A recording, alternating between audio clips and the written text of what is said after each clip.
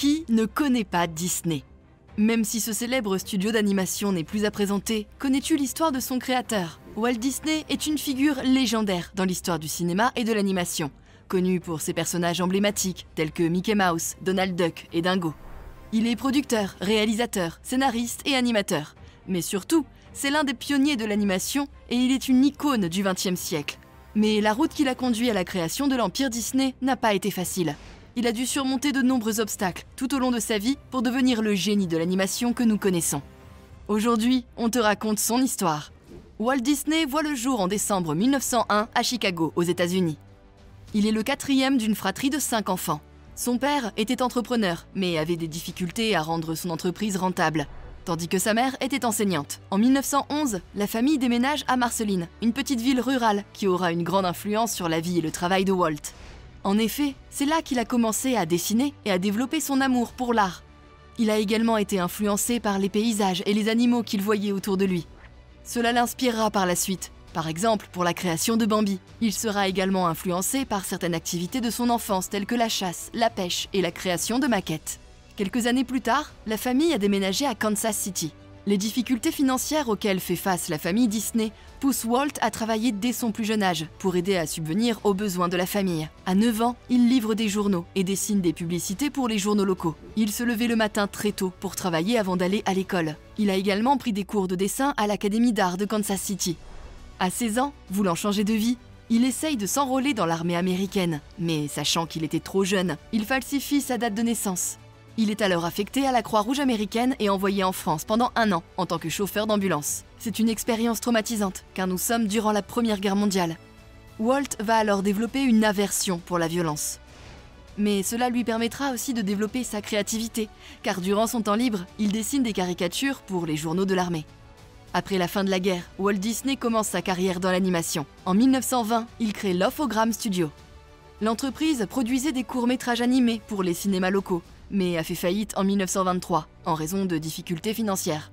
Mais Walt est téméraire et croit en lui. Il décide alors en 1923 de déménager à Hollywood avec son frère Roy pour créer un nouveau studio d'animation appelé Disney Brothers Studio, qui deviendra plus tard Walt Disney Productions. Les débuts de l'entreprise sont difficiles. Walt doit travailler dur pour trouver des clients et des financements pour ses films. Il a également dû faire face à des critiques et des moqueries de la part de certains membres de l'industrie cinématographique. En effet, Walt a été jugé plusieurs fois comme peu créatif lors de ses débuts dans l'industrie de l'animation. De plus, quand il a commencé à produire des courts-métrages, l'animation était vue comme réservée aux enfants. Malgré cela, Walt persévère, et c'est à ce moment-là qu'il a l'idée du personnage qui va changer sa vie. En effet, en 1928, il crée son personnage emblématique, Mickey Mouse. Même si au début de nombreux distributeurs de films ont refusé de diffuser ces films, pensant que Mickey n'était pas assez intéressant et drôle, cela devient très vite une réussite. Le premier projet mettant en scène Mickey est un court-métrage nommé Steamboat Willie. Vu comme une innovation, car ce film est le premier à associer l'animation avec la musique synchronisée.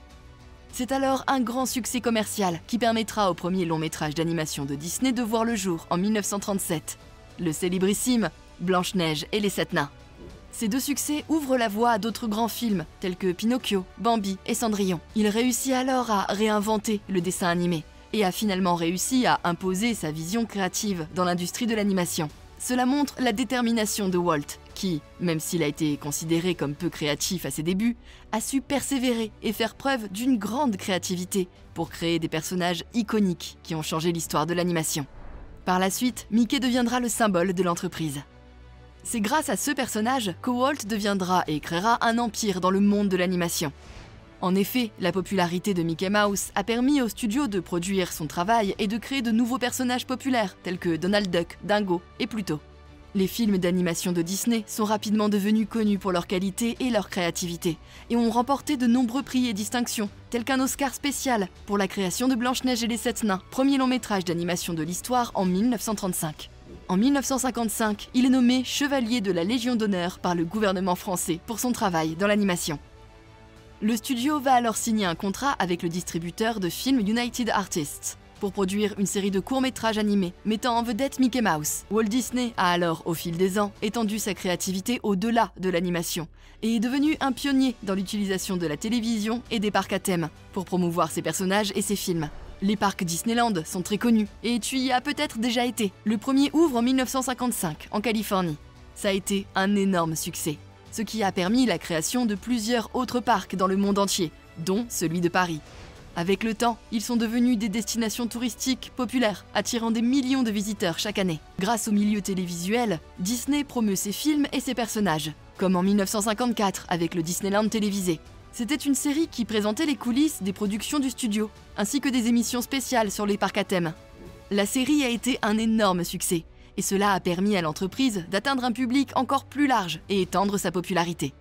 Cela permet à Walt, en 1980, d'être nommé comme l'une des 10 personnalités les plus importantes du siècle par le magazine Time. Alors au sommet de la célébrité du studio, Walt meurt en 1966, à l'âge de 65 ans, des suites d'un cancer du poumon. Sa mort a été un choc pour le monde de l'animation et de la culture populaire, car il était l'un des artistes les plus influents de son temps et avait créé un empire qui allait bien au-delà de l'animation.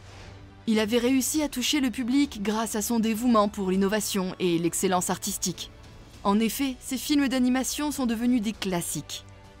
De plus, des personnages tels que Mickey Mouse et Donald Duck sont devenus des icônes culturelles dans le monde entier. Walt Disney laisse alors derrière lui un héritage durable dans l'industrie de l'animation et dans la culture populaire en général, et son nom reste toujours synonyme de qualité, de créativité et de divertissement pour des millions de personnes à travers le monde.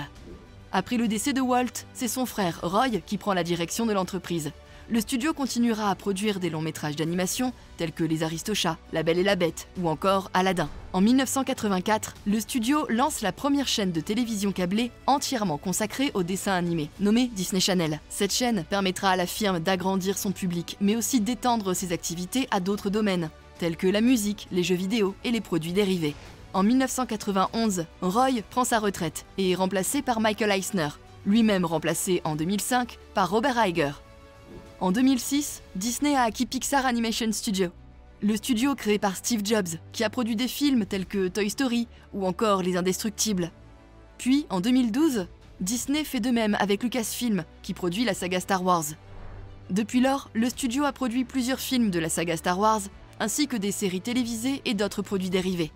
Ces acquisitions ont renforcé la position de Disney dans l'industrie de l'animation et ont permis au studio de produire encore plus de films populaires.